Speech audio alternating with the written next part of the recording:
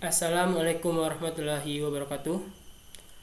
Puji syukur kehadirat Allah Subhanahu wa taala, atas berkat dan rahmat karunia-Nya lah kita masih bisa diberikan nikmat hidup dan nikmat sehat.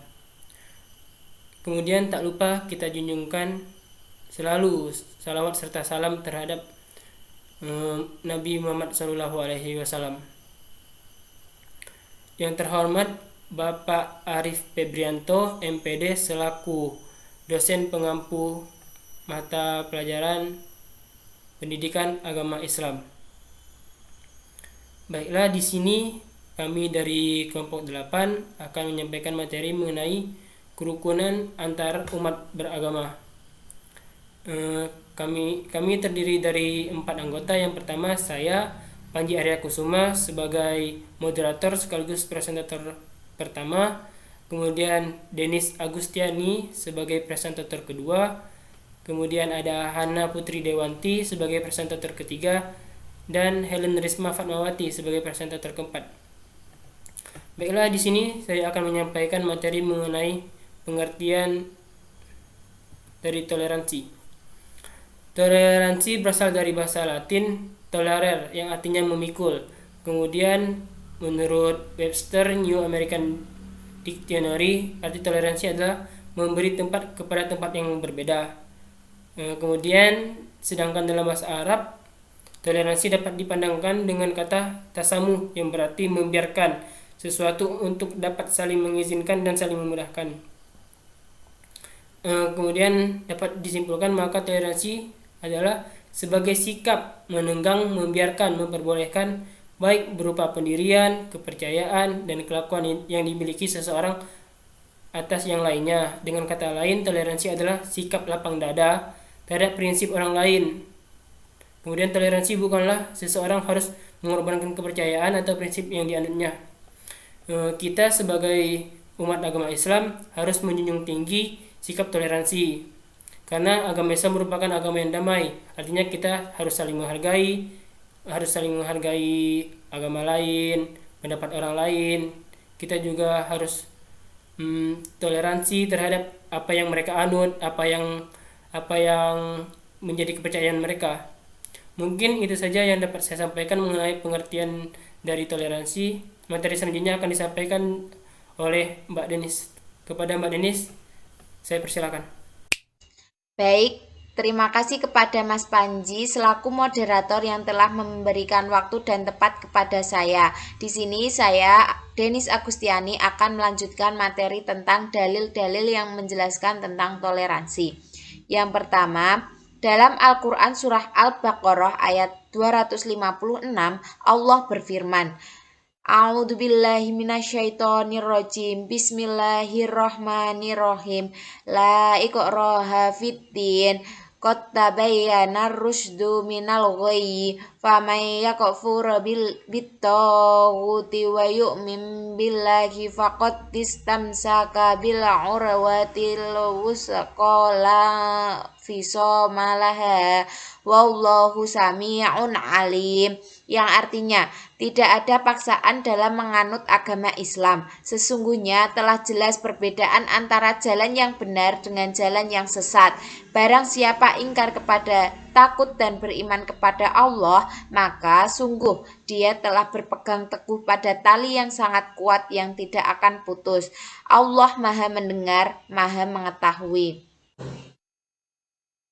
Kemudian yang kedua, dalam surah Al-Hajj ayat 17 Allah berfirman, A'udzubillahi minasyaitonirrajim. Bismillahirrahmanirrahim. Innalladzina amanu walladzina hadu wassabiina wan nasara wal majusa walladzina asyraku Innallaha yafsilu bainahum yaumal qiyamah. Innallaha ala kulli syai'in syahid. Yang artinya, sesungguhnya orang-orang beriman, orang Yahudi, orang Sabi'in, orang Nasrani, orang Majusi, dan orang musyrik, Allah pasti memberi keputusan di antara mereka pada hari kiamat. Sungguh Allah menjadi saksi atas segala sesuatu.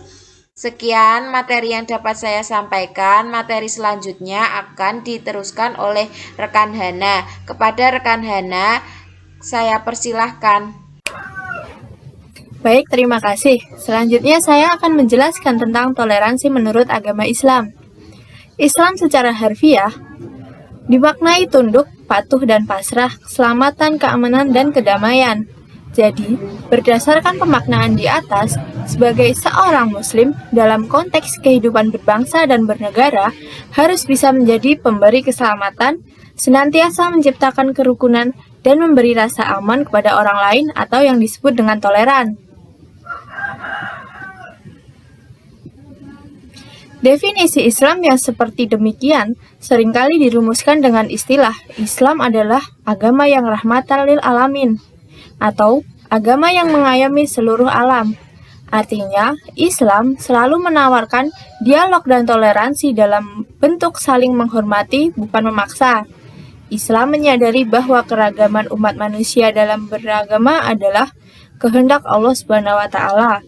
Dalam Islam, toleransi berlaku bagi semua orang, baik itu sesama muslim maupun non-muslim. Al-Islam menyebutkan ada 4 faktor utama yang menyebabkan toleransi yang unik selalu mendominasi perilaku umat Islam terhadap non-muslim, yaitu yang pertama ada keyakinan bahwa manusia itu hakikat penciptaannya merupakan makhluk yang paling mulia dari makhluk lain, apapun agamanya, kebangsaannya, dan rasnya.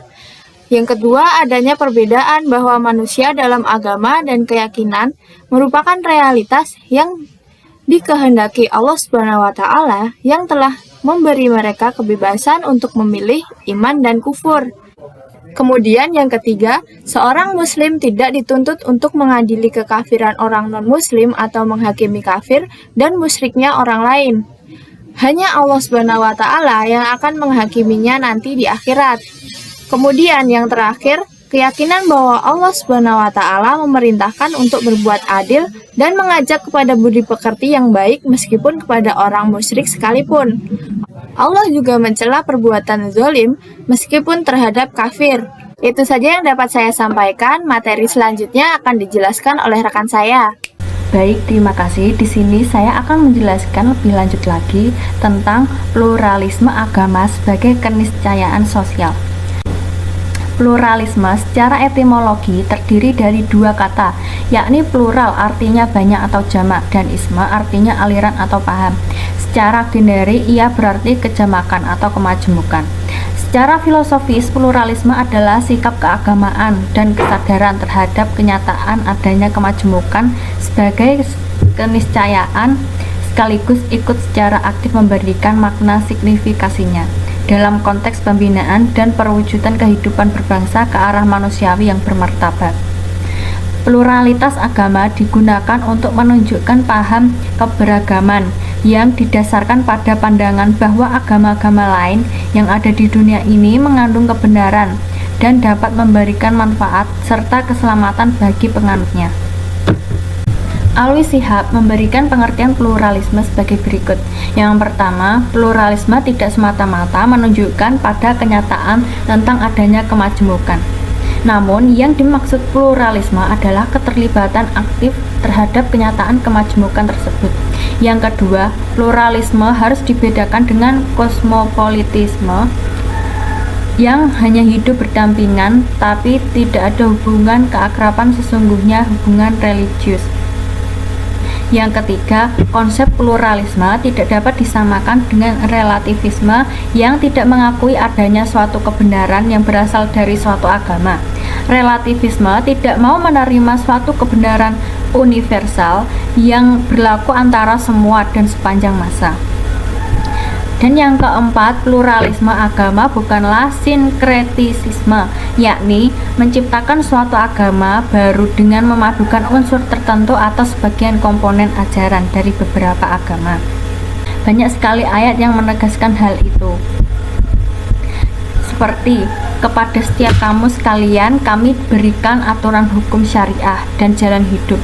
Sekiranya Allah menghendaki niscaya kamu semua dijadikan satu komunitas, tapi Allah hendak menguji kamu terhadap pemberiannya kepadamu.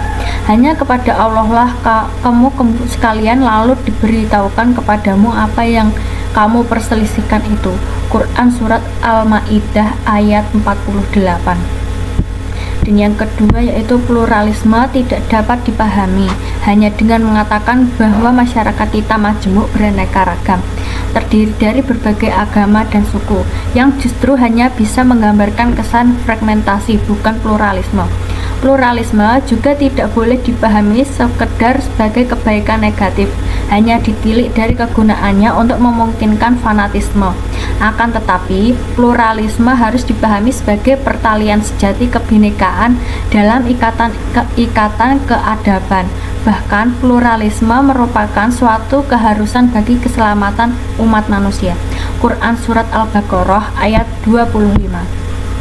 Dan yang ketiga, dalam rangka terjalinnya keakraban hubungan antara agama yang berbeda di Indonesia sebagai identitas bangsa yang plural, pemerintah Orde Baru berusaha menciptakan kondisi yang dapat mengakrabkan dan mengharmonisasikan hubungan antara agama. Karena ia melihat kebutuhan terhadap kerukunan itu benar-benar menjadi kebutuhan. Mengingat faktor pertentangan sosial bagaimana yang dipicu oleh faktor agama. Pandangan tentang kesatuan agama dan kesatuan umat akan melahirkan semangat eksklusivis, yaitu keyakinan kebenaran agama yang terbuka. Pandangan eksklusif demikian, khususnya dalam umat Islam sebagai mayoritas di Indonesia, bagi kalangan modernis Islam perlu segera direnovasi menuju kepada pemahaman yang inklusif. Pada dasarnya berdalih pada sejumlah ayat dalam Al-Quran, yaitu pada surat Al-Anbiya ayat 25. Atas dasar prinsip-prinsip yang dinyatakan dalam ayat-ayat tersebut menjelaskan bahwa adanya prinsip kemajemukan keagamaan itu religious plurality, maka ajaran itu tidak perlu diartikan secara langsung sebagai pengakuan akan kebenaran semua agama dalam bentukan yang real pada kehidupan sehari-hari.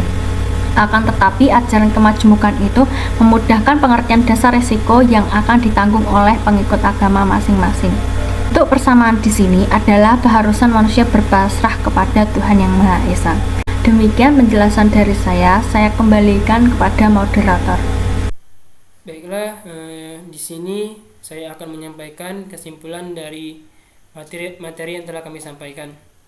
Istilah kerukunan umat beragama identik dengan istilah toleransi. Toleransi menunjukkan pada arti saling memahami, saling mengerti, dan saling membuka diri dalam bingkai persaudaraan. Bila pemaknaan ini dijadikan pegangan, maka toleransi dan kerukunan adalah sesuatu yang ideal dan didambakan oleh masyarakat manusia. Ajaran Islam mengungkapkan hidup damai, rukun, dan toleran. Kerukunan umat beragama adalah kondisi di mana antar umat beragama dapat saling menerima, saling menghormati keyakinannya masing-masing, saling tolong-menolong, dan bekerja sama dalam mencapai tujuan bersama. Kerukunan beragama berarti kebersamaan antar umat beragama dengan pemerintah dalam rangka suksesnya pembangunan nasional. Itu saja materi yang dapat kami sampaikan. Mengingat kekurangan pada penyampaian materi kami, kritik dan saran sangat kami harapkan agar kami bisa belajar dan memperbaiki kesalahan yang telah kami perbuat. Lebih dan kurangnya kami mohon maaf. Wassalamualaikum warahmatullahi wabarakatuh.